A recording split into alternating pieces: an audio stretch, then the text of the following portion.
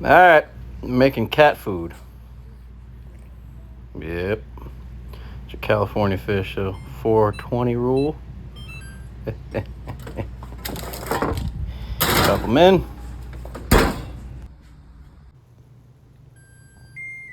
And 20 minutes, you yank them out.